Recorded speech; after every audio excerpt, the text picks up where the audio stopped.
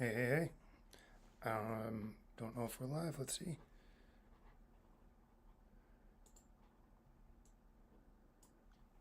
Hey, hey, hey.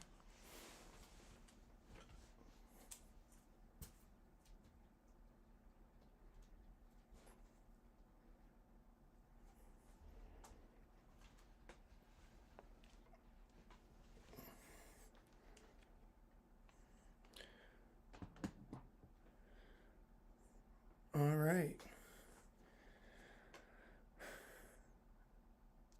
Well, looks like just getting started here. So, I'm Dan DeFore, and I happened to come across this article the other day by Screen Rant. Now, a lot of people know that Screen Rant is kind of a trash website, and I don't like to start drama for no reason, but this thing got pushed on me on like one of my landing pages on my regular Google landing pages. So I the clickbait got me, and I decided to take a look at it. Just sometimes I'm entertained by some of the ideas they came up with, and yeah, I was nonplussed to say the least. So anyway, I decided I would probably go through it with on here and read through it and kind of dissect it and just break down why I think it's really not a great idea. So the title Batman secretly continues one awful Batman idea, or the Batman secretly continues one awful Batman idea. Let's see here.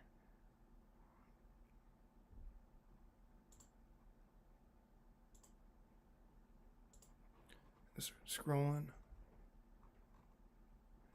So Matt Reeves' The Batman might be one of the most popular iterations of the Dark Knight to date, but it reinforces one of the worst Batman tropes, and this is by Neil Gray of Screen Rant. Now, I knew this pretty much going in already.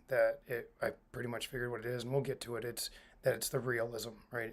They don't like that, or I guess Neil doesn't like that. The Batman 2022 was a little too dark and gritty.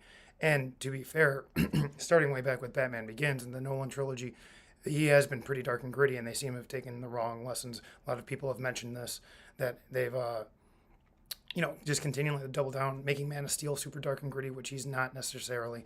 Now, see, this is article. If you were talking about Superman, it'd be a different story. But I'm just gonna read through it, and we'll get. I'll stop and annotate as we go along. So, Matt Reeves' The Batman delivers a gritty and grounded take on the titular vigilante, but it actually perpetuates the trope that's subtly harmful to the character. After Ben Affleck's solo DCEU Batman movie fell through, its production slowly morphed into that of The Batman, another independent take on the hero starring Robert Pattinson in the title role. Directed by Matt Reeves, The Batman became an interesting noir thriller set in the seedy criminal underworld of Gotham City.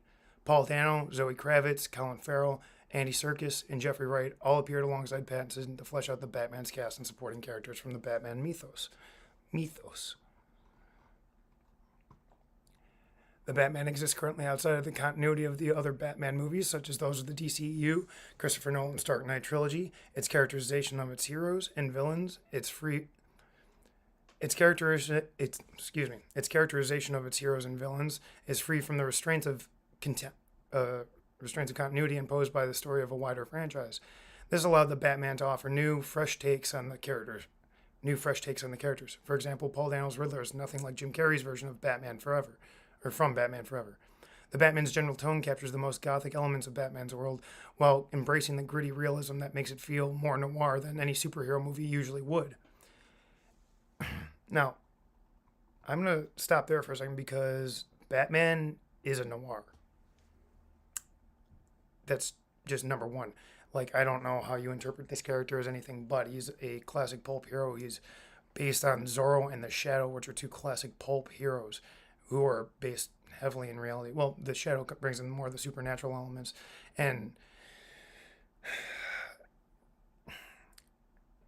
to feel more noir than any other superhero ever would. Well, there's not like noir heroes were a whole subgenre of heroes kind of unto themselves, and a lot of these superheroes started from the days of the Five and Dime novels, and comic books themselves were meant to be bombastic pulp fiction that grabbed your attention. So they weren't they weren't meant to be these. I was just reading the research the other day that in the early days of comic books, right, they assumed that the readership overturned every 6 to 8 years, I think, because kids would grow up and then they'd stop reading them. This was not the mega multi generational, multi demographic type of industry that it is now. So if you're a younger person who maybe doesn't realize or grew up with the MCU always being around, you don't realize that like comic books and comic book movies were not really well respected for a long time, even in as late as the 90s and early 2000s, really. Obviously, Hollywood, mainstream media, mainstream movies had a real tough time figuring out how to like portray these characters and to tell these stories, which is amazing because they're not hard. But and then they went and screwed it up after phase two anyway. But anyway, on with the story. However, by taking such a realistic approach to heroes and villains, the Batman actually continues a potentially harmful trend for the Caped Crusader. It's an idea that previous Batman movies have explored, and though it so far seems to be a recipe for success, it has slowly been altering perceptions of the hero in a way that may prove to be problematic. By embracing realism, the Batman undermines the superhero element of the Batman stories, and not only does that risk hurting other versions of the character, but it also limits the stories and the characters that can be adapted from Batman's mythos in the film world. All right, let's not even get into that's just how poorly worded that sentence is. But by embracing realism, the Batman undermines the superhero element of Batman's stories. Well, I'm not quite sure. Well, there's an age old. So back in high school, my buddy came home. We had this argument about whether Batman was really a superhero or not, and it's kind of a pedantic kind of argument to have. But he's not super powered. He's not supernatural at all. I mean, there's certain stories with Lazarus Pits and other supernatural elements that he kind of drifts in and out of, but at his core, he's never been a superhero. He's just been a hero. He's been a human man, much like Captain America even has a super soldier serum. You know, Batboy is literally just he's a guy that works out. He trains. He's constantly training. He's constantly working on how to better his mission, how to more effectively execute his mission, how to.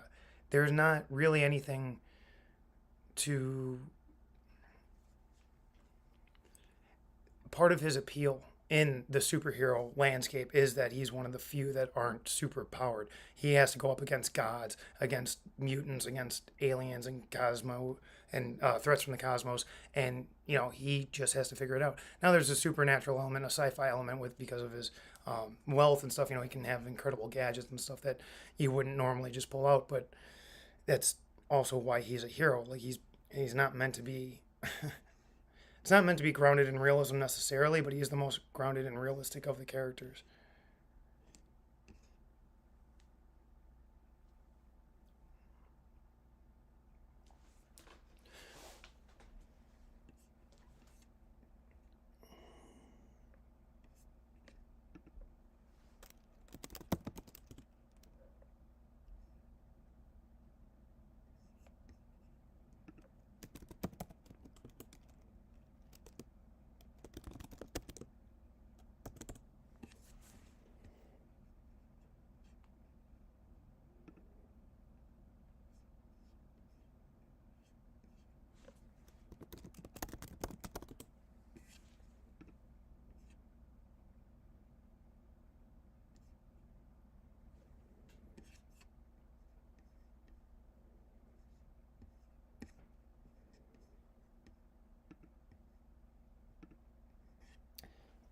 Anyway, sorry about that, folks.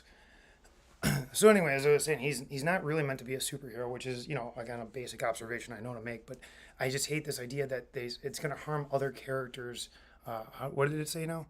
Um,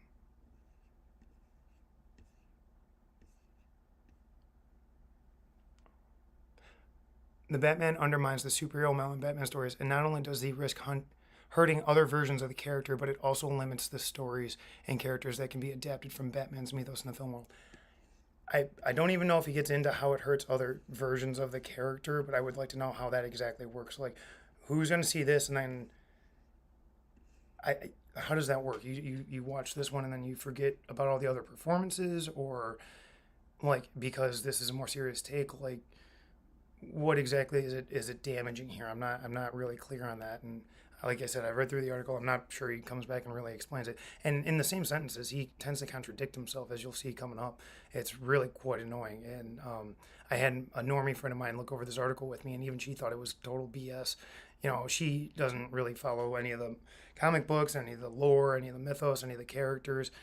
She knows the big ones, but at the same time, she just like even she could see right through this article, and I could not believe when I was reading this, and we're about to get into the meat of it here. What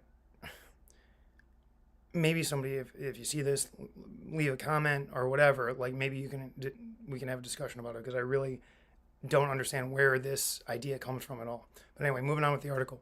A clear inspiration for the Matt Reeves' The Batman is Christopher Nolan's Dark Knight trilogy. The defining characteristic of Nolan's Batman movies is their grounded realism, reimagining elements of Gotham City's heroes and villains in order to make them darker and more believable. Part of the genius of Nolan's Dark Knight trilogy is the plausibility of his characters and the world that they inhabit, because it allowed the audience to better understand their motivations and connect on an emotional level to their stories.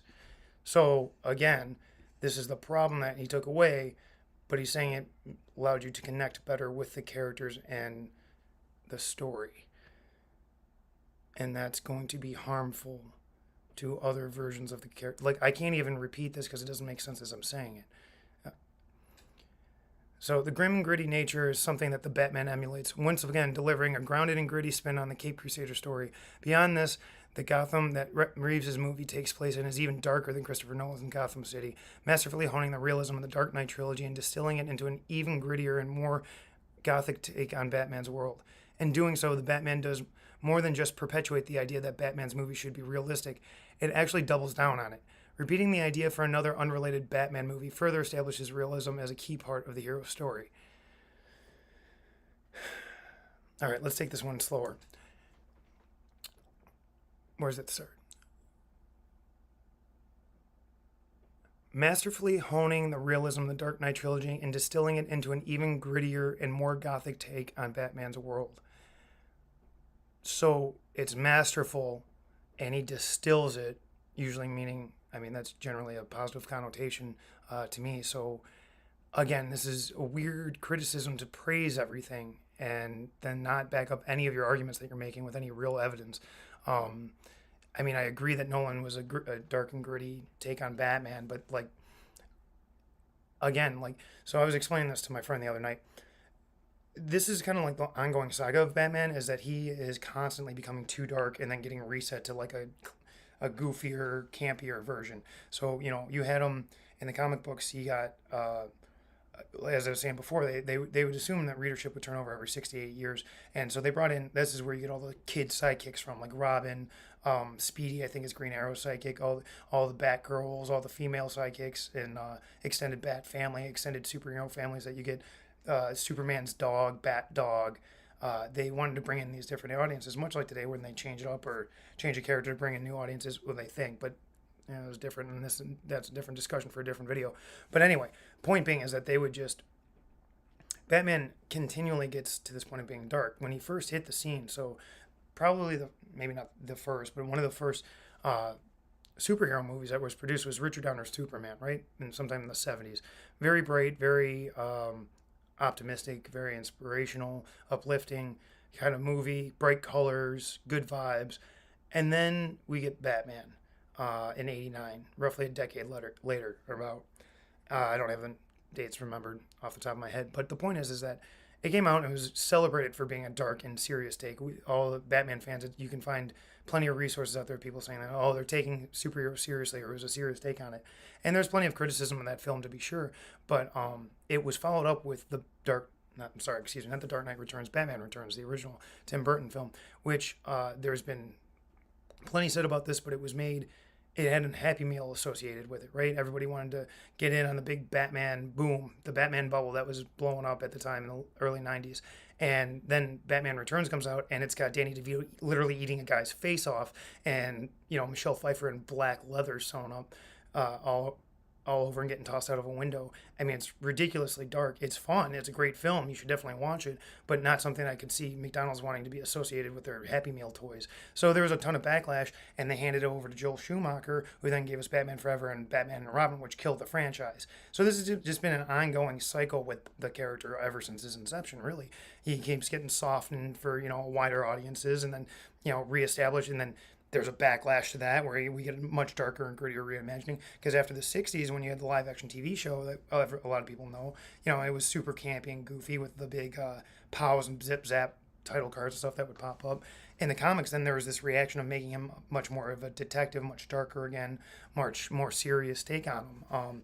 And again, it happened with a lot of superheroes too. They wanted to show that comic books weren't just for kids anymore. They were trying to get more of that mature audience, or a more mature audience. So anyway, I don't really understand like this idea that like dark gritty takes on superheroes. Like, it's not only just been Batman, who should be a dark and gritty take, but it's been applied to superheroes who are not dark and gritty, and it can make for some interesting stories for sure. But I think any reimagining or reinterpretation is fine as long as you keep the essence of the character. Again, it's kind of a case by case basis depending on the story and what you want, but I don't necessarily see anything inherently wrong with taking a character in a seemingly, what's the word I'm looking for, opposite direction, or the opposite of where you think they would go. If he's supposed to be a dark character, there's nothing wrong with making him a little campy, but he's known for not being humorous, so you can't have him necessarily cracking jokes all over the place and dropping one-liners. It's kind of like an established and well-known part of his character. And going in reverse again, I can see why people were happy with, say, Man of Steel had a much more dark and gritty, and that was a direct result of the Dark Knight trilogy coming out, right? Because it came out right after it. Christopher Nolan was the executive producing it. He had his style and his fingerprints all over it, even though Zack Snyder was directing. And Snyder, again, I think a big part of why this even gets away with being an article is because after the Man of Steel and the Batman, the Snyderverse debacle with those films, I think a lot of people were over the dark and gritty take on a lot of, is basically what I'm referring to here. It's an impossible gadget. There's no grappling hook that would carry a man's weight or anybody's weight, a human being that fast, in that compact of a gadget. He would be basically just dead on the ground. So therefore, do you not make Batman? I mean, I don't think that's stretching the bounds of realism. It's not real per se, but it's still realistic. I don't again, how is that better than having him fight? You create limitations for your character by making him more real, and not, and then he has to come up with ways out, and that's inherently part of this character. He's the world's greatest detective. He's trained for every possible given situation. Again, there's there's a scene of the Justice, I don't know if it's Super Friends or Justice League, one of the cartoons. Batman has a plan to take out every other superhero in the Justice League. That's how ahead of the curve he is, just in case it's what Injustice is, the games and the story is all based on, I believe. It's ridiculous. I feel like I'm not really sure if this guy did any research. I don't knock him for writing an article and getting paid. Like, that's great. But, I mean, who edited this, for one? And this has just been my problem with online articles in general, because as you get into it, we're a couple paragraphs in already, and I mean, he's not really buried the lead, but there's so much extraneous information, and you get so lost in what he's even trying to say half the time. Let's continue. Though Batman may not possess traditional super... Oh, I read that.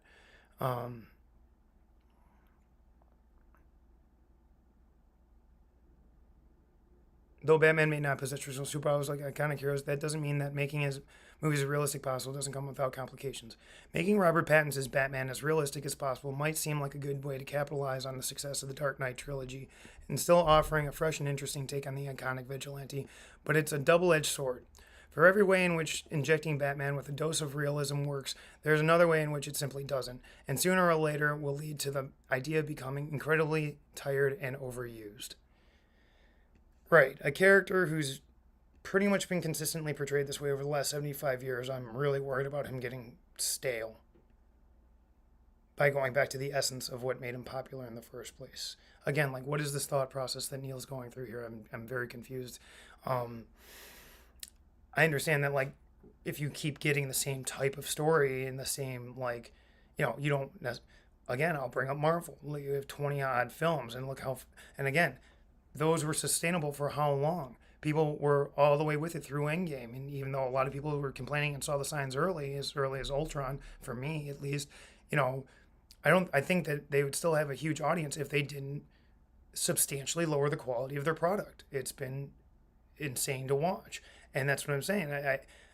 You want to talk about getting the same type of story? Like this is we're what over 30 films and how many TV shows deep on the MCU, and an extended MCU, whatever it's called now, whatever they changed it to, and you're worried about Batman getting old because we've had 5 films, 6 films, realistic ones. So you can take around Batman Forever, Batman and Robin, and again, there's always plenty. There's plenty of other media. There's tons of animated films that. This brings up another thing. More realistic. One of the most popular versions of Batman is the animated series. That is my generation's Batman. Kevin Conroy's voice is Batman's voice for millions of people, and that show is literally drawn on black paper. Talk about being dark and gritty. Like it was designed to have grit and texture and literal darkness because that would make the colors pop. All the brighter colors pop and gave it this kind of shadowy tone. Like, who's getting sick of it? No one was getting sick of it in 97. They were sick of it because they were afraid they were losing money. And if that's more of a fault of the marketing department, if you ask me, that's Hollywood not knowing what to do with itself or its own product. That's them not understanding their own process, I guess. I don't know what else to say. So anyway, the problem with making Batman realistic is the character simply isn't the most plausible. The idea of one of the world's wealthiest men using his privilege to fight back against crime and corruption in the cities is a novel one. Why? Why? Has there never been a nonprofit? Has there never been a donation to any kind of legal fund or union? Why is that a novel concept that somebody with wealth and privilege would use it to fight crime and corruption? I mean, I understand that that's not the popular take these days, but I don't understand why it's inherently novel. Anyway, moving on. The Batman's Bruce Wayne might just be the most realistic. Again, so it's a novel idea, and then he calls it the most realistic. So is it novel or realistic? Because those two kind of contradict each other. The Batman's Bruce Wayne might just be the most realistic iteration of the dual identity to date, but it doesn't really make sense. If Wayne is a mortal man bound by the same constraints as any other, the idea that he's physically and mentally superior to Gotham's criminals and lucky enough to be repeatedly survive lethal encounters without facing long-standing repercussions becomes entirely ludicrous. Yeah, almost like he's a comic book character. And again, sure, he can survive lethal encounters. You can't kill him, but he gets messed up plenty.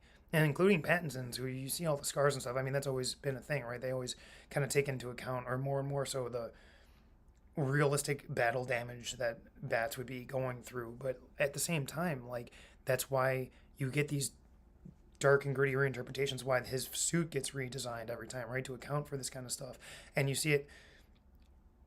And if you ask me, this movie even plays with that idea with him bouncing, after he dives off the GCPD and bounces off the L tracks and lands on the street. A lot of people had issues with that scene. That's fine. But again, like, not specifically this article, but also this article, nobody seems to be happy. If he's too goofy, you don't want it with Batman and Robin. If he's too serious, it's like you want superheroes to be taken seriously, but then when they're taken too seriously, it's too dark, and then you want to have fun with it. Like, there is no pleasing some people, I guess.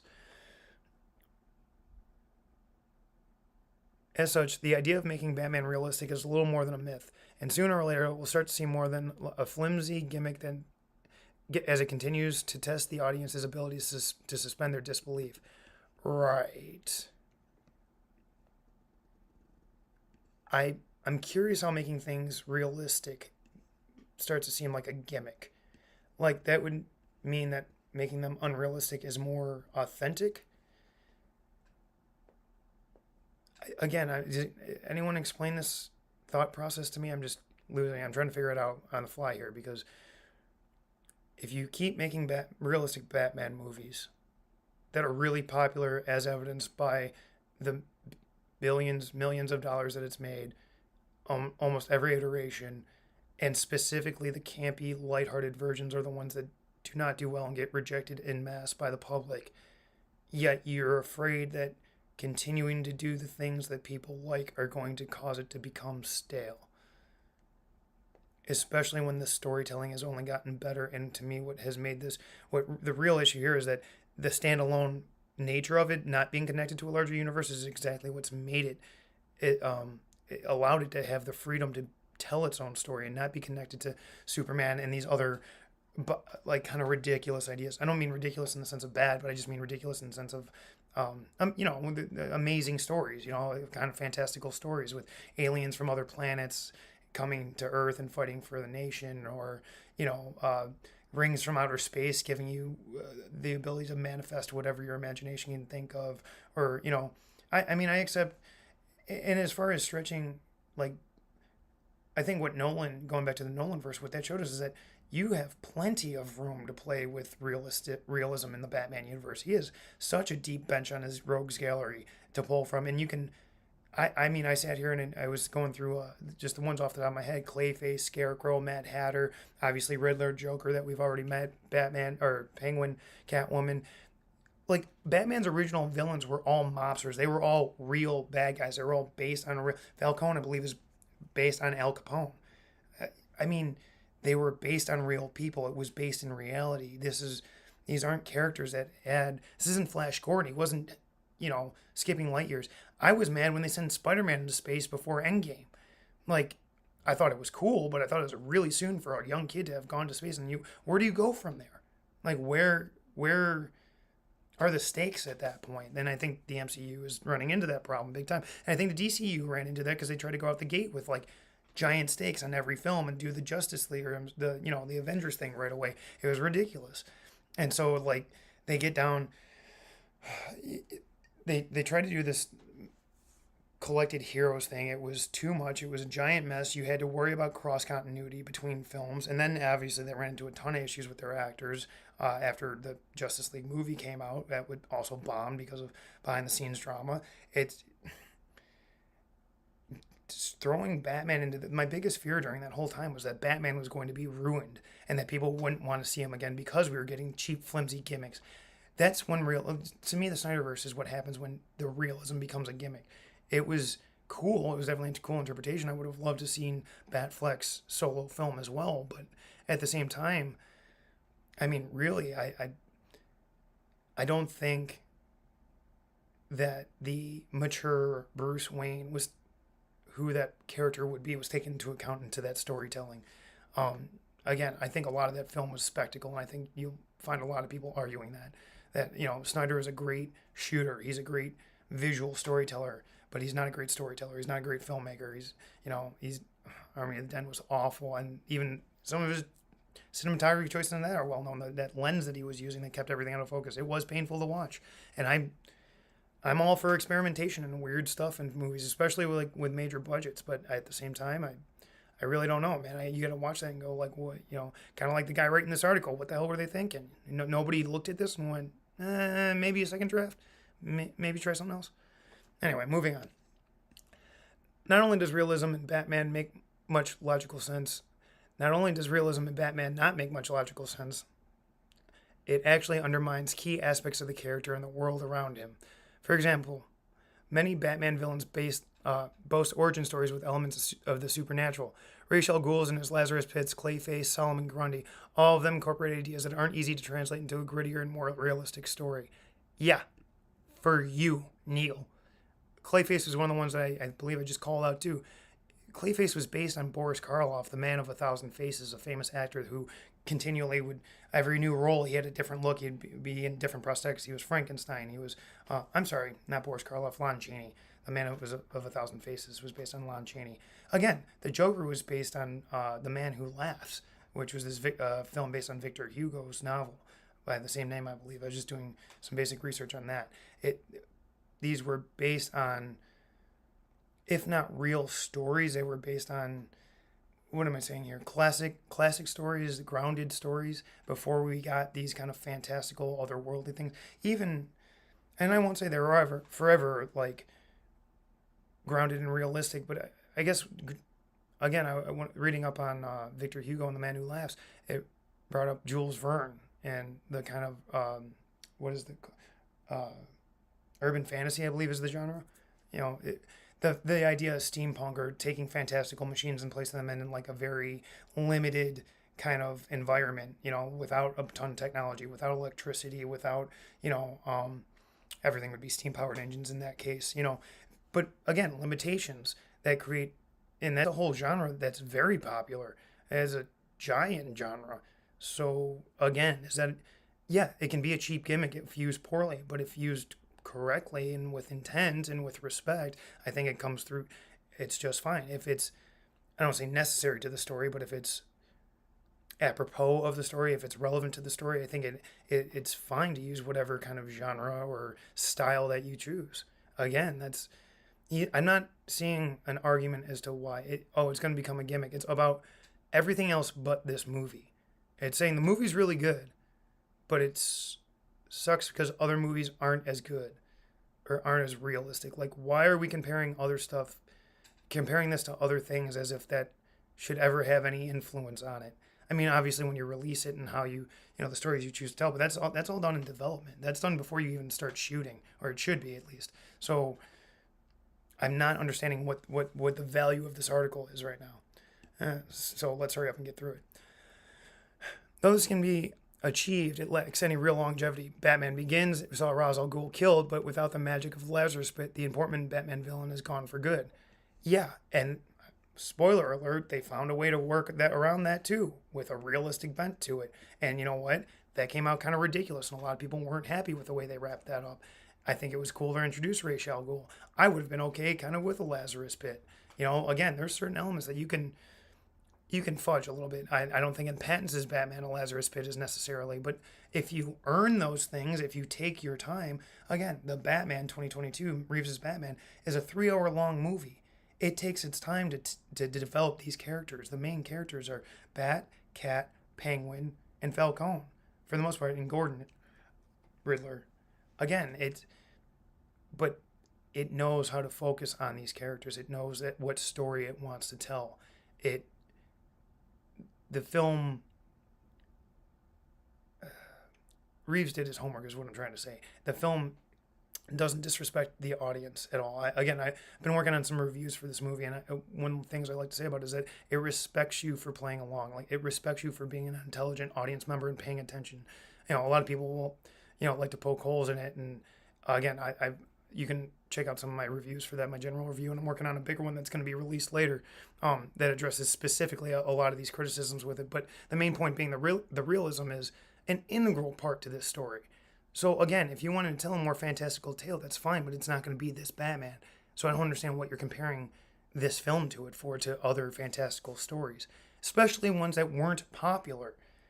Like Batman in Batman v Superman. Like, people might have liked Batman, but they didn't like that movie. They didn't like, and a lot of people had plenty of issues with that style, that take on him, that seriousness. But again, because that was being used as a gimmick without being thought through, and contradicted essential foundational traits of that character that people know well. And more or less, Snyder had come out and called everyone idiots for thinking that their superheroes don't kill. Like, again, if you want to talk about not being realistic, not killing criminals, especially heinously violent ones that keep coming back, is one of the most ridiculous conceits of comic stories in general. But they need to keep coming back. Otherwise, you either have to keep inventing new villains and characters, or you have to end the run, and that means you don't make money and you shut down your business as a comic publisher. So yeah, you just find a way to keep them alive. Again, in film, it's a little bit differently because these are not meant to be, well, again, this is a debate with the MCU, and I'm not necessarily a fan of the ongoing storytelling, especially the way they've been doing it. But to me, films aren't meant to be these long, open-ended, ongoing generational stories. It's fine if you have sequels, again, if you want to bring back the story and find new, fresh, interesting takes on it. Again, it's a case-by-case basis, but like the Batman, I think if you're focusing on the story and making a good product, making a good movie, if you're trying to serve your audience properly and you take them first, I don't think anyone's going to be mad. Again, you could criticize it for being too realistic or too dark. That's a fair criticism, but at the same time, I don't think you can really label it as being a gimmick if it's essential to the storytelling. It's like saying, it's like having a mystery novel with, and saying, I don't know, it was based too much in clues. Like you had to figure too much stuff out, or something. It's like a romance novel with too much kissing. Introducing realism into Batman movies works to a point, but there are many interesting elements of the Dark Knight's history, that are made possible by the intangible and the unrealistic. Yeah, and there's a ton that aren't. Oh, getting back to Clayface for a second, he was based on Lon Chaney, a guy that realistically in life you couldn't recognize from time to time. Why could that not be a realistic character in the Pattinson universe, in the Reeves universe? Why could you not have a Clayface that was just an actor that went off the deep end like the Riddler, that the Riddler convinces, and he's constantly changing? And again, I was watching I think one of the old serials and some of the old animated episodes. Part of the naming convention, the hokey superhero naming convention, the part of the reason why these villains have these ridiculous names is it was a conceit that the media, that the newspapers of the day in these comic book universes would name the heroes and villains because of the acts, right? The Riddler was the Riddler because he always sent riddles. It was kind of his theme. It was his calling card. Like the Wet Bandits from Home Alone. All the great ones have a calling card. That's why Batman chose the bat as a symbol, and that's in the serial. He even marked them just like Zack Snyder had. He didn't brand them, but he had little tattoos on the forehead of the criminals that he tied up and left for the cops. So again, these ideas aren't new, a lot of them, but depending on how you use them, it can go one way or the other. And I think the gimmick or the things that are limiting or when you lose sight of what story you're telling, and you're trying to, it's okay to have spectacle. It's okay to have those elements and to lean into them, but then tell that story. Don't try and force it into a story that absolutely doesn't need it and would be ruined by it. Excuse me. In removing such narrative devices from the equation, it begins to force Batman movies to tell the same story over and over. What's worse, the inherent realism of the world in question makes repetition seem like a betrayal of that plausibility, making the ideal realistic Batman movies entirely unsustainable. How do you figure? I again will return to my 75-year-old character argument. Like, again, over the 75 years, yes, he got into more supernatural and more bombastic type stories and more good, again, giant typewriters and all Polka Dot Man and Calendar Man. You have some crazy ass villains that get invented, but again, those are all, again, products of their time and era.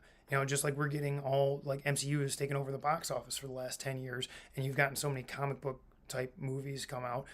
They're a product of the popular culture of the time, of the culture of pop culture at the time. And not only that, but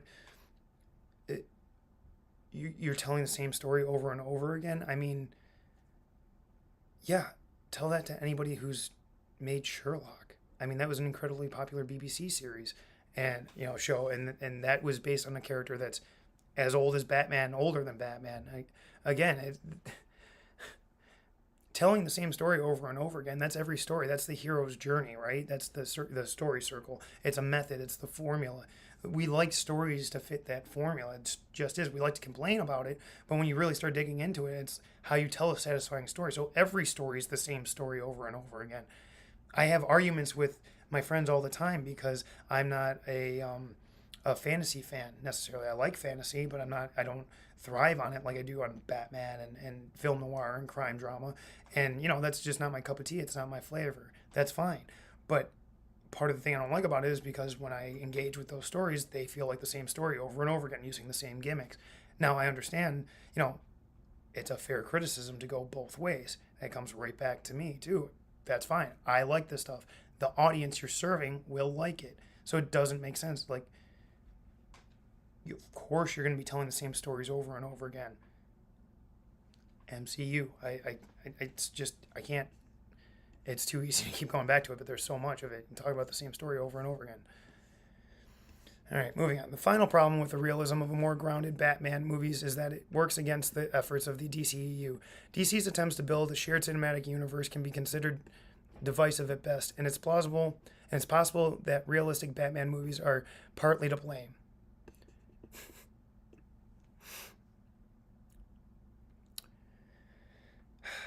considered divisive at best in the realistic Batman movies.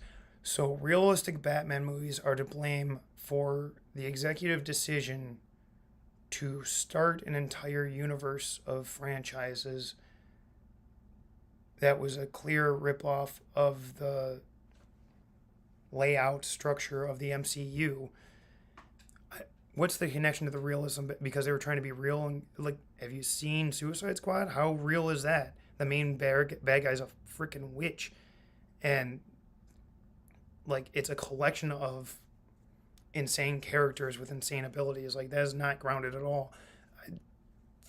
I mean, yeah, Batman versus Superman was dark and gritty, but inherently by the presence of Superman, it's not realistic, by the terms of this article. So I'm confused as to what examples he's pulling. Let's continue with the paragraph, see what he says. The success of Nolan's Dark Knight movies prior to DCEU was thought to have fueled the universally gritty tone of the franchise's earlier movies, but that's also created a demand for darker and more believable Batman. So, let's go. The Dark Knight movies prior to the DCU was thought to have fueled the unnecessarily gritty tone of the franchise's earlier movies. Okay, I'll let that one slide because, as I said, a lot of people didn't like Man of Steel, and for that reason, I understand. But that's not Batman's fault. That's Hollywood's fault. That's them not knowing how to do their own job, honestly. That's not them. It's them not knowing how to tell a freaking story properly. It's them regurgitating the same crap that we all went and saw the first time because we were too stupid to know better, us being the audience, and thinking they can force feed the same kind of crap to us and getting it out. If they get it out fast enough, you're not going to notice the difference.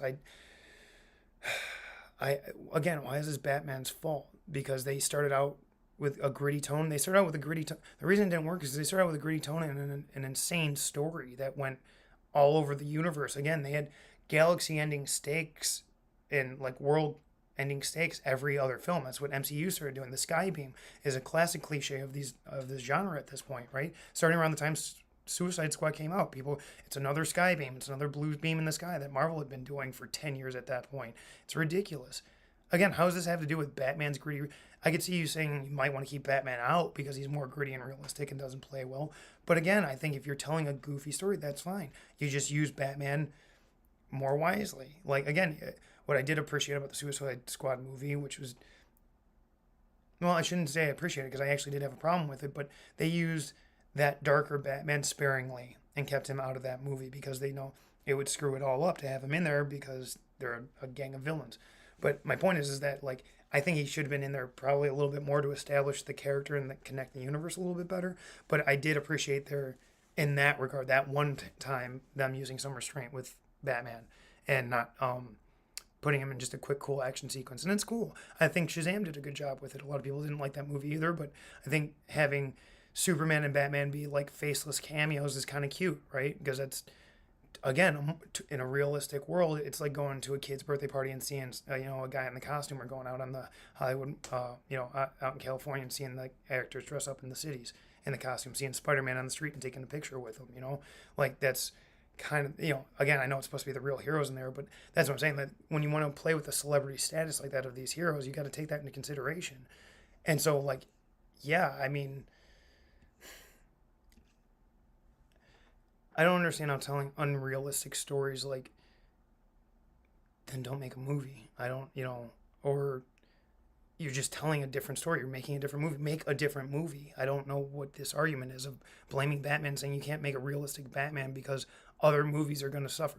Like, what other movies haven't been made that are going to suffer? Joker 2? That's, again, in its own universe with its own style.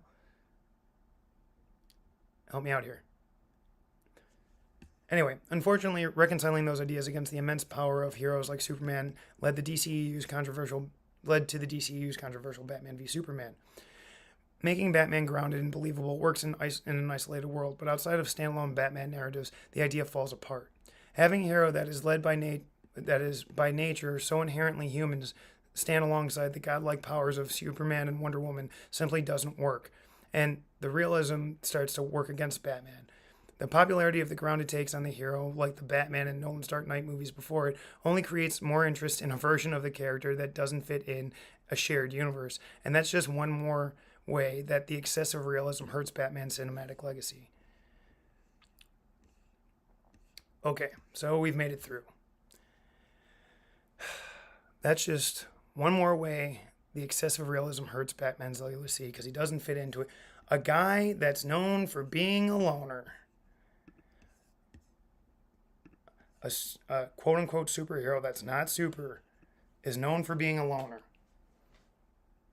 Shocker that he doesn't fit in and play well with others, even in his own fictional universe. That's essentially who he is. Even in the Justice League, he sticks out. That's his defining characteristic, is being a loner that works by himself. He reluctantly takes on sidekicks in a lot of versions. In some other versions, he is more again the lighter-hearted versions. He's more willing to take on Dick Grayson or other wards or other sidekicks. But again, he knows that his job is dangerous and violent. He doesn't want to put other people in harm's way. He doesn't want to have that responsibility for them. Like, this whole article is essentially not, it doesn't seem to understand what Batman is. I don't understand how that article even got written, to be honest, or how it was even passed along. You want to have that take, I guess that's fine. You got a hot take, you need clickbait, you need, whatever, fine. I don't understand who read that because the structure was insane. I had a hard time following even just reading it because the ideas were so bombastic and poorly supported. But anyway, I'll wrap it up there for now. I hope you guys enjoyed. Make sure to subscribe, comment, all that fun stuff. Let me know if you want to hear more stuff like this. If I missed anything, if you have any other hot takes or ideas, see where I might have missed it. Until the next one, check out the reviews that I did on the Batman and look forward to my spoiler review / breakdown analysis coming out. That's a big one. It's been killing my computer, so I can't tell you when. I wish I had it coming out soon, but stay tuned and I'll be sure to keep updates coming. Thanks much. Have a nice night, everybody.